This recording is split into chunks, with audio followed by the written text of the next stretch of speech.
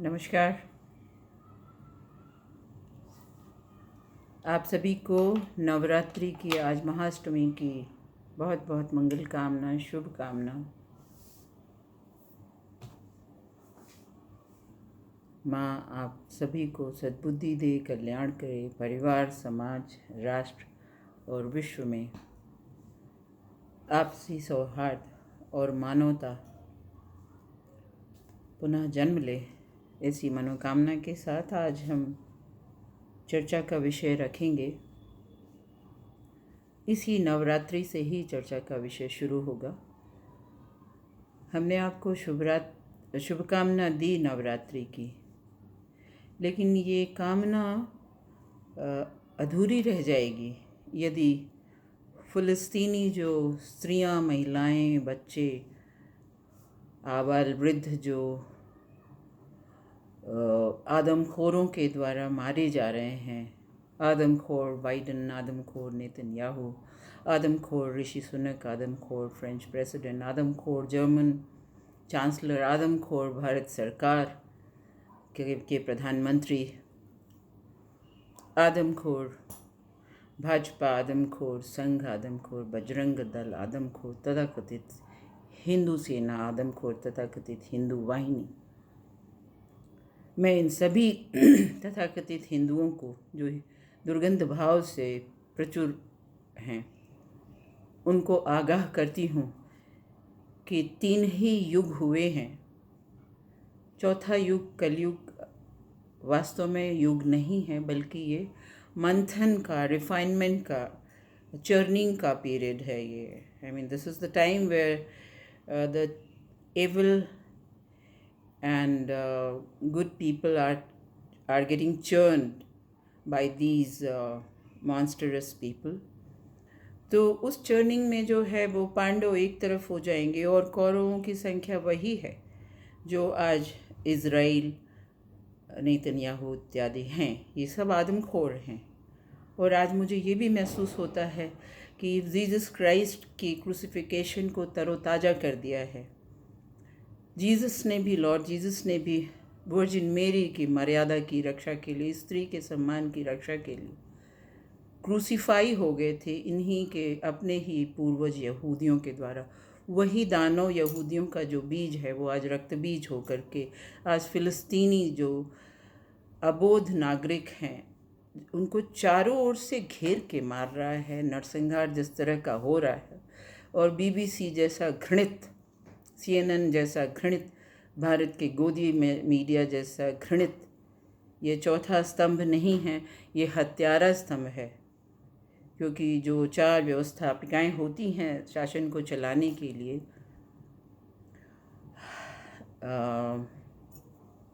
Legislative, judiciary, bureaucracy और चौथी जो मीडिया को कहा गया, तो 3 तो पहले ही हत्यारी बना दी गई थी। पहले ही ये दौर नरसिम्हा राव के समय से ही शुरू हो गया था। ये तेलगी स्कैम में वो शरद पवार हों, जो छगन भुजबल हों, राव देशमुख हों। आप देखिए ना, शरद पवार का मुंह कैंसर से, कर्म का दंड देखिए, मुंह टेढ़ा हो गया है, बदसूरत, पापी, मुंह देखने से पाप चढ़े। ऐसे लोग तेलगी स्कैम में शामिल थे और भारत की अर्थव्यवस्था की पैरेलल अर्थव्यवस्था चला रहे थे। इसीलिए मैंने अपने विगत सारे जो चर्चाएं हैं उसमें कहा कि ये जितनी भी पक्ष और विपक्ष दोनों पार्टियां आदमखोरों की पार्टियां हैं, ये मानवता के रक्षक नहीं हैं। तो आज जो नरसंहार हो रहा है और हम मूक दर्शक बन के देख रहे हैं, तो नवरात्रि का तो जो वास्तव में पूजा तो तभी संपन्न होगी जब कम से कम आप अपने ही स्थान पर बैठ के, आप रोज़ व्हाट्सएप पे, सुबह आपकी व्हाट्सएप यूनिवर्सिटी सुबह 4 बजे से आप लोग शुरू हो जाते हैं, इंस्टाग्राम, व्हाट्सएप, एक्स, सब पर आप एकदम फेसबुक पे आप हाजिर हो जाते हैं दुनिया भर का उल्टी करने के लिए उसमें। लेकिन इसमें से कोई भी पुरुष नहीं मिला। सब LGBTQ दिखे मुझे, तो कोई पुरुष नहीं दिखा जिसने किसी भी अपने व्हाट्सएप में भर्त्सना की हो, निंदा की हो, गाज़ा पट्टी पे फंसे हुए उन निरीह मनुष्य प्रजाति की, जो कि एक्सटिंक्ट की कगार पे ला करके खड़ा कर दिया है आदमखोर बाइडेन ने। बाइडेन का मुंह देख लीजिए, शुनक का मुंह देख लीजिए, तो आप समझ लीजिए कि आपके कई जन्मों का पाप आपके सामने आ गया है। और ये सारे पाप ही एक तरफ इसमें, इसलिए मैंने कहा कलयुग जो है वो चर्निंग पीरियड है, रिफाइनमेंट का एक युग है।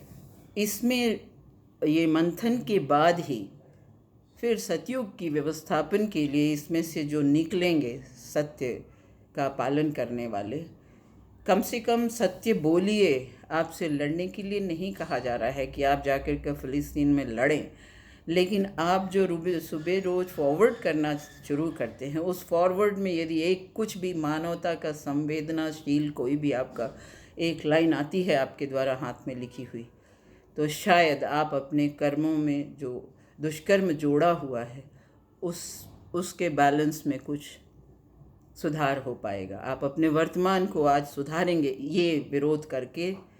विरोध आवश्यक है। जीवन का समर्थन और विरोध जीवन का एक पहलू है। पाप और पुण्य भी एक ही सिक्के के पहलू हैं। दानव और मनुष्य दोनों ही एक ही शरीर की देन है।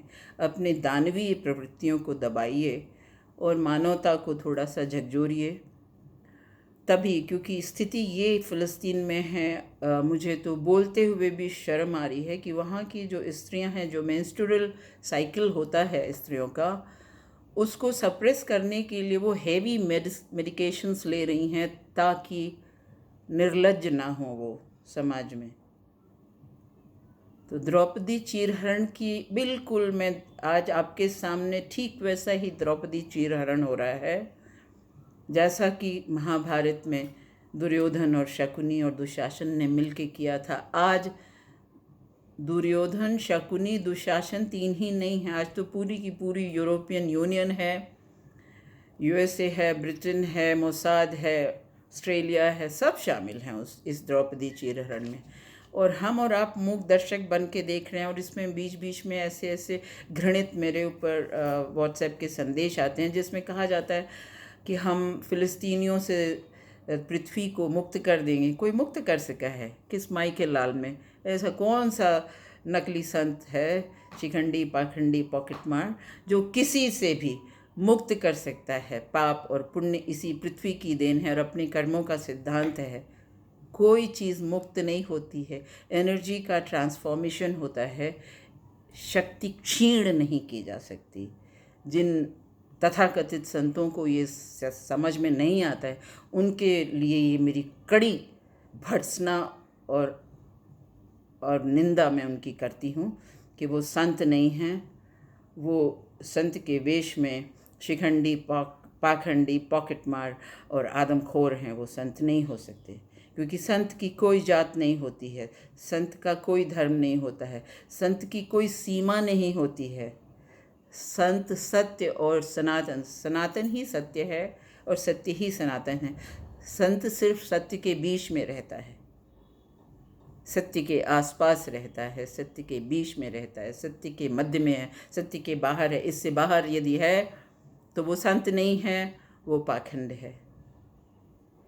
तो वो वैसी हो या कोई भी हो, सपा बसपा कोई भी हो, ये कुर्सी के लिए लड़ रहे हैं। ये सारे नेता कुर्सी के लिए लड़ रहे हैं। इनमें से किसी की औकात नहीं है, किसी ने अपनी माँ का दूध नहीं पिया है। कोई ऐसी माँ नहीं है जिसने जना हो जो ये कहे कि जो भी हो रहा है उन निरीह स्त्रियों के साथ, निरीह बच्चों के साथ और डॉक्टरों के साथ, हॉस्पिटल्स के साथ, ये घोर निंदनीय है, घोर पाप है, जघन्य अपराध है और ये अक्षम्य है। ये कभी भी न भूतो न भविष्यति न वर्तमान में क्षमा नहीं किया जा सकता है। धन्यवाद।